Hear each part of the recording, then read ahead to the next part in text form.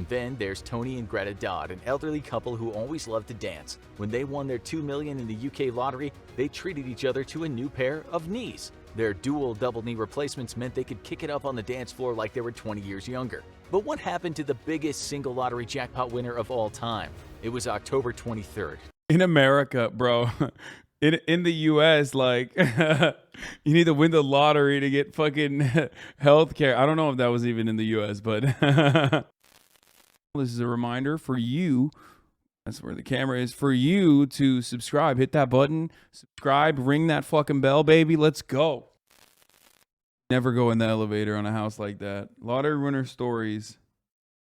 It usually never works out. The big drawing is almost here, and you have a good feeling this time. The lottery jackpot has rarely I gotta been pee. this I'll be high, back in 1 so second. you stocked up on tickets. You played all your lucky numbers, and if you had a really good feeling, you played them more than once. Now there's nothing to do but sit back and wait for the guy on TV to call the numbers one by one. You spent a lot of money on lottery over the years, but you think your ship's about to come in. You have big plans if you strike it big immediately, and you can bet one of your first calls will be to that boss of yours to tell him where he can put his overtime. You wonder how other people have dealt with a massive change in their life, like winning hundreds of millions in the lottery. Instead of anxiously waiting for the drawing, you decide to answer that question. What happened to the biggest lottery winners of all time? Are they still rich, or did all that money go down the drain? Winning the lottery may sound like a dream come true, but stay tuned and you'll see that more often than not, it's a living nightmare. Lotteries are played all around the world, and they usually take the same format. You play a collection of numbers anywhere from 3 to 6, and to win the jackpot, you have to match every one of the numbers that are drawn at random. Almost every state in the United States has their own lotteries, if you want to compete for smaller sums. But if you're looking for the biggest jackpot, you'll want to play 2 multi-state lotteries, Powerball and Mega Millions. Offered in 45 states and the District of Columbia, they're drawn twice a week. You not only have to match 5 numbers exactly, but then you have to match the Powerball or Mega Ball, a special ball drawn at the end, in that final spot to win the jackpot. You can choose to get the money in a 30-year annuity, but most people pick a cash value of a little over half immediately. The odds are low, 1 in over 250 million to hit the jackpot, but the jackpots can go sky high. The record setter for the biggest lottery jackpot in history was a Powerball drawing worth over $1.5 billion. But lottery jackpots can be won by more than one person, and winners have to split it, so single prizes that high are rare. The jackpots have grown a lot since then, but in 2002, West Virginia businessman Jack Whitaker set a record with his $314 million Powerball win. It was the biggest jackpot ever won by a single person, and the successful businessman wasn't a regular lottery player, but he decided to play a ticket for the huge jackpot when getting a breakfast sandwich at a deli and became one of the state's richest men. He chose the cash option of $113 million immediately and gave 10% away to Christian charities. He even started his own foundation to provide food and clothing to poor families in West Virginia, and gave the deli manager who sold him the ticket a new house and a Jeep. Things, however, were about to take an extremely tragic turn. What a dumbass, more money dude. Didn't mean more success and happiness for Jack Whitaker. He had already been wealthy before his win, but now he was famous. Less than a year after his win, thieves broke into his car and stole a suitcase containing $545,000 in cash. Okay, I take it back. I guess why? Why did he have $500,000 in a suitcase? Why would you do that? Like, that's so weird. How else will people know you're rich if you don't carry a suitcase full of cash?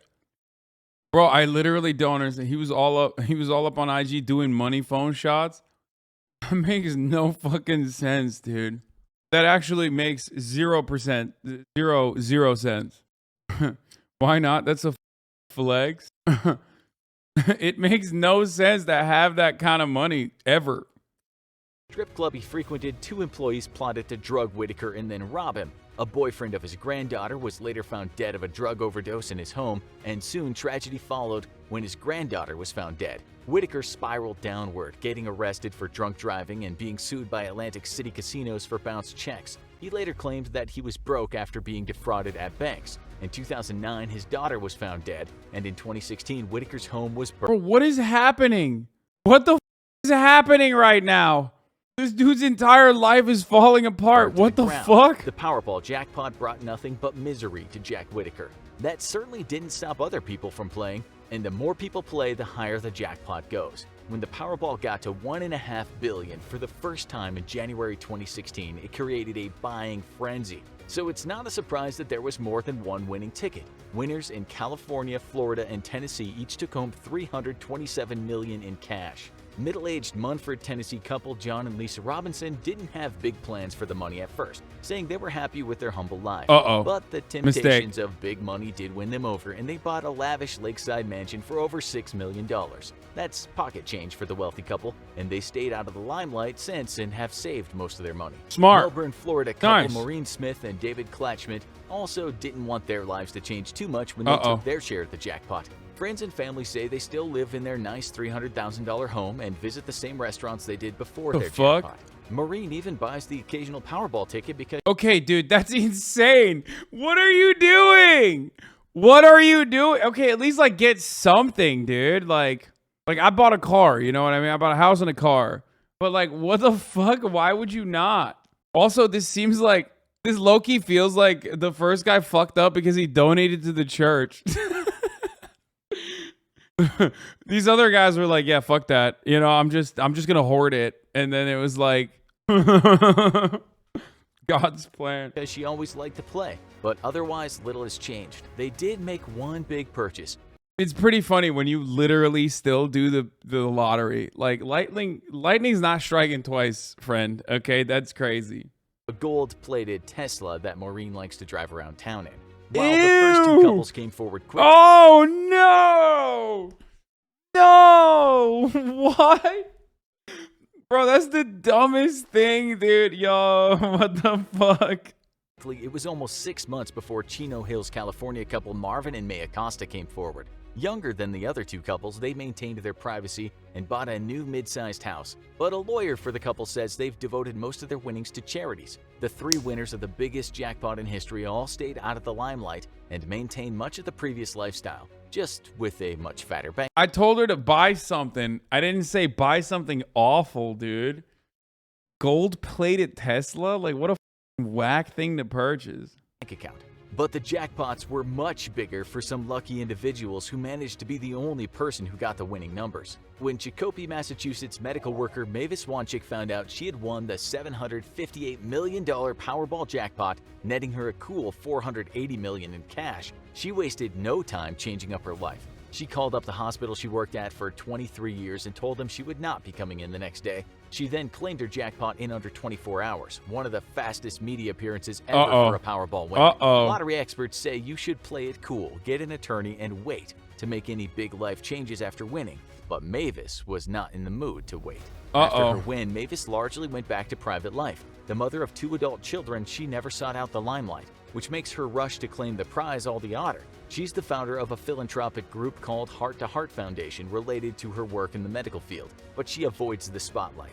Not that you'd know it if you looked on social media. Twitter and other platforms are littered with accounts claiming to be Mavis, doing giveaways to lucky people for a chunk of her money. It's not her, of course. It's an army of scammers looking to get a hold of people's bank information. If you're looking to get rich quick, you're better off buying a Powerball ticket like Mavis. Mavis and the 3 jumbo Powerball winners were all settled when they won their jackpot, but that wasn't the case for 24-year-old Manuel Franco.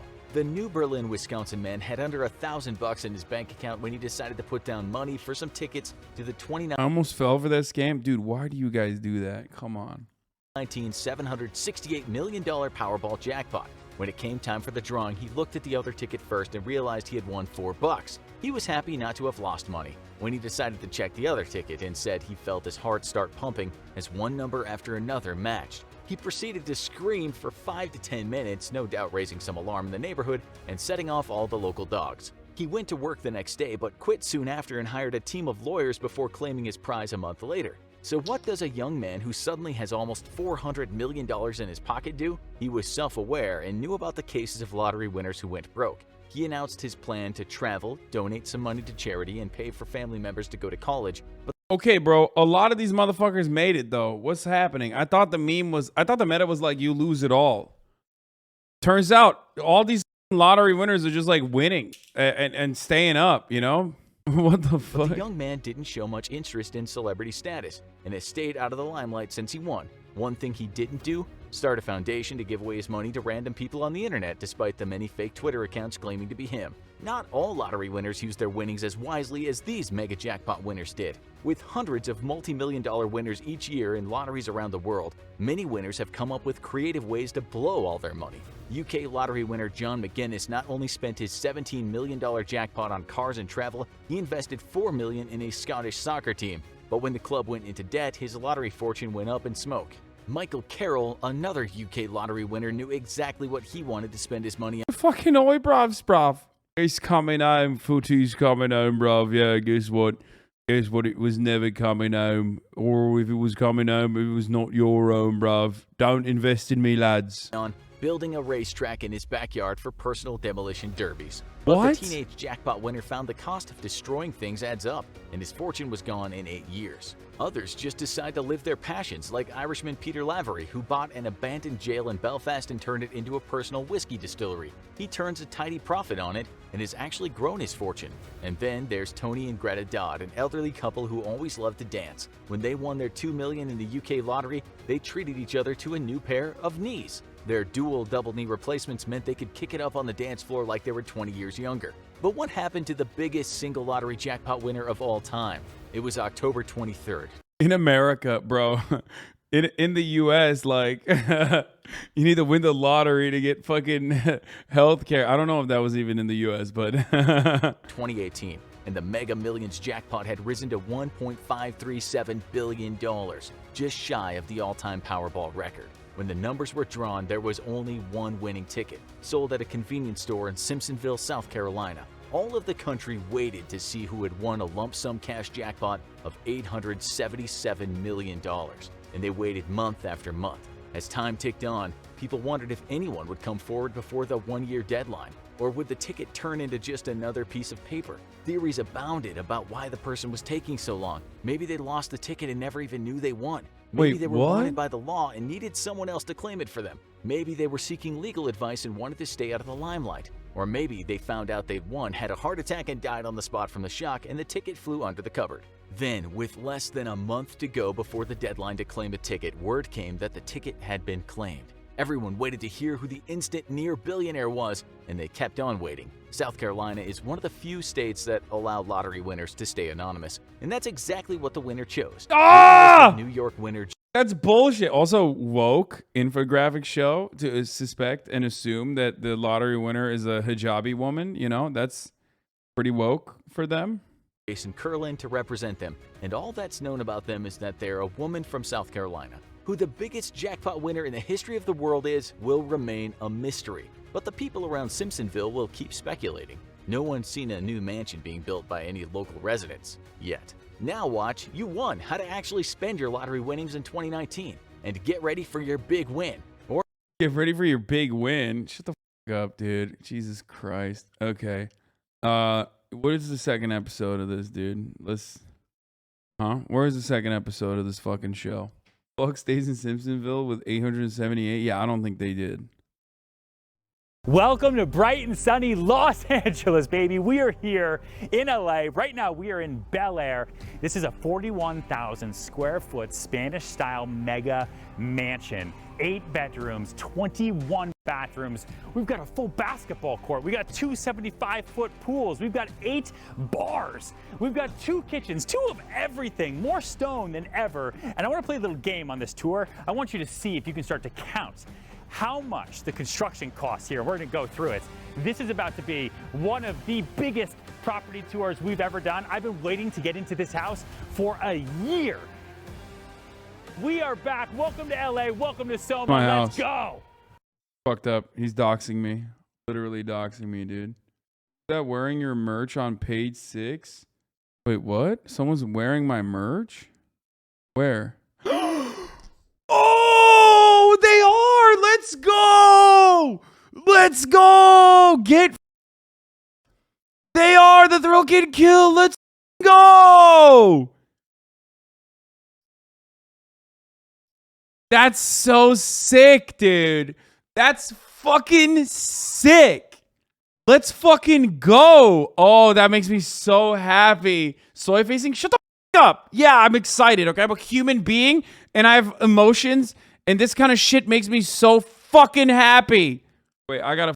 Oh, I'm screenshotting the out of this, dude. I can't believe chatters are... Immediately, you were jumping down my fucking throat.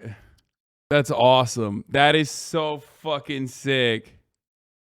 Bro, my merch hasn't even shipped yet? Yeah, well, have you tried not being in Georgia? That's right. No, I know. I'm sorry, guys. I know. Up. Windows Shift S. I'm so happy. That made me so happy, dude. Holy fuck, that made me so happy. Shit, you know, I was in a Dave's Hot Chicken in Wilmington, North Carolina, and someone told me my Union shirt was dope. Fuck yeah.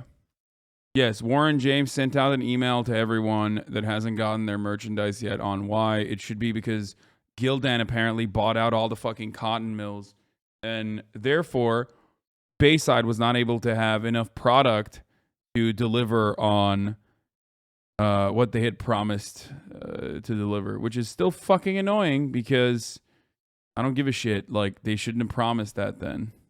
You know what I mean? Makes me happy, though. How sick is that, dude? That makes me so happy. Jim Carrey's taking on what happened at the Oscars. Have you seen what Jim Carrey has to say? Yeah, I did. It's the second time a HasanAbi head is on page 6. Yeah, that's true. Past month, it's been twice. Aran made I ruined Hasan's stream, so I made him some cookies. Dude, these cookies fucked me up, dude. They were so goddamn good. We know what happened. Fun to film the process. So for the first cookie, which is just a basic chocolate chip cookie with toffee bits, I'm mixing together some flour, cornstarch, and baking soda, and I'll leave all the measurements down below. Thank you, Hasan. I only started getting involved in my local orgs because of you. Fuck all the haters. Thank you, Hasan. The story wasn't getting a lot of coverage, but I'm glad you saw it. No, dude, that actually is not how that works. You know, we're bad. We're all fucking bougie bitches in here. And I'm a bad leftist, so obviously you didn't get involved in your local organizations because of me, because, you know, we're all fake rich people in here using daddy and mommy's money. Please don't forget to subscribe because a lot of people that watch my videos don't subscribe apparently, and hit that bell.